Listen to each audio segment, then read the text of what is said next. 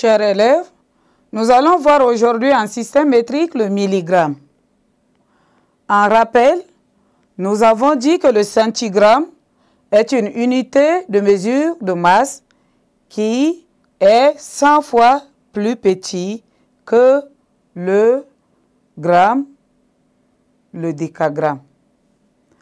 Ainsi, pour la leçon d'aujourd'hui qui concerne le milligramme, à la fin de cette leçon, vous devez être capable d'utiliser d'abord le milligramme comme unité de mesure de masse et de convertir le milligramme en gramme, en décigramme et en centigramme.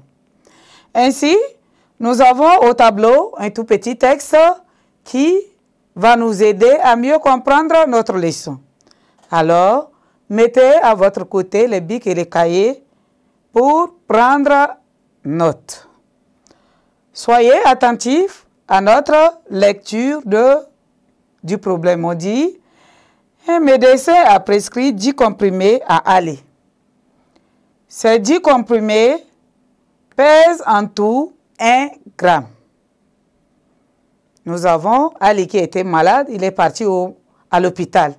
Il a trouvé le médecin et le médecin lui a prescrit 10 comprimés. Quand ils ont pris les 10 comprimés là pour peser, ils ont trouvé que les 10 comprimés là pèsent 1 gramme.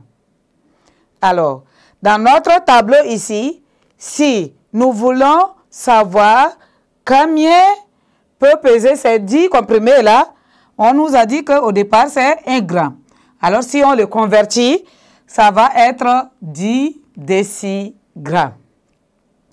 Maintenant, si nous voulons convertir ces 1 gramme là en centigrammes, cela pèse 100 centigrammes. Ensuite, nous avons aussi une autre unité de mesure de masse qui est plus petit que le centigramme, le décigramme et le gramme. Et cette unité-là est appelée le milligramme. Nous allons essayer de voir combien peut-on trouver 1 gramme en milligramme. Milligramme, c'est écrit mg et se lit milligramme. Ainsi, si nous faisons convertir les 1 gramme en milligramme, nous allons trouver 1000 milligrammes. Alors, ces 10 comprimés là, si on les convertit en milligrammes, ça pèse 1000 milligrammes. Ainsi, ce qu'il faut retenir comme la définition du milligramme, le milligramme aussi est une unité de mesure de masse le plus petit que le gramme, le décigramme et le centigramme. Le milligramme est 1000 fois plus petit que le gramme. Il est un sous-multiple du gramme. Ainsi, si nous trouvons ici 1 centigramme, cela donne 10 milligrammes. Et 1 décigramme égale à 100 milligrammes. Ainsi, là, 1 gramme égale à 1000 grammes.